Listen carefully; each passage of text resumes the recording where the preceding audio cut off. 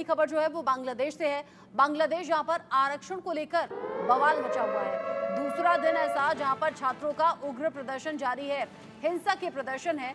32 छात्रों की अब तक मौत हो गई है, कई जख्मी भी हुए हैं। तस्वीरें जो हम पूरी तरह से आपको नहीं दिखा सकते।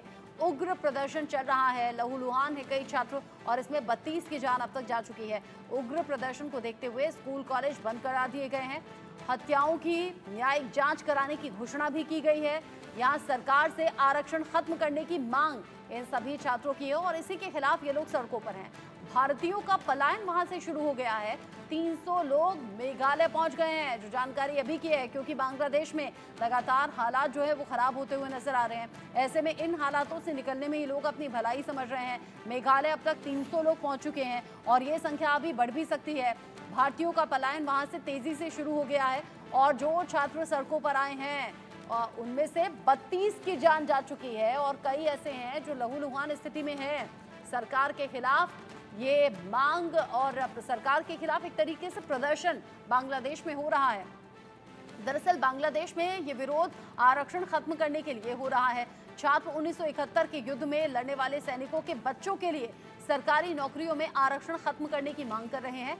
ढाका ट्रिब्यून की रिपोर्ट की माने तो एक हफ्ते पहले ही बांग्लादेश के सुप्रीम कोर्ट ने इस आरक्षण पर रोक लगा दी थी, लेकिन पीएम शेख हसीना ने इसे लागू नहीं होने दिया। इसको लेकर ही छात्र हंगामा कर रहे हैं। वहीं हसीना का कहना है कि ये फैसला उनके हाथों में है। बांग्लादेश में 30% नौकरियां हैं और उन नौकरियों में वॉर हीरो के बच्चों के लिए कुछ सीटें रिजर्व रखी गई हैं।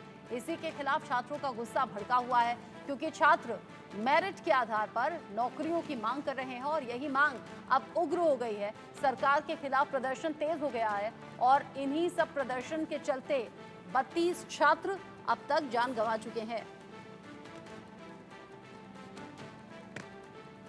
दूसरे दिन भी ये प्रदर्शन चल रहा है और ये प्रदर्शन अब उग्र हो गया है। इसी उग्र प्रदर्शन के बीच में भारतीय अब वहां से तेजी से निकल रहे हैं, पलायन कर रहे हैं। 300 ऐसे लोग हैं जो कि मेघालय पहुंच चुके हैं। सरकार से आरक्षण खत्म करने की मांग हो रही है। 1971 में जो शहीद हुए उनके फैमिली मेंबर्स, उनके बच्चों को सरकारी नौकरियों में आरक्षण सरकार की तरफ से दिया गया, लेकिन ये छात्र कह रहे हैं आरक्षण खत्म होना चाहिए, मेरिट के आधार पर नौकरी मिलनी चाहिए, क्योंकि बहुत से ऐसे युवा हैं जो बेरोजगार हैं।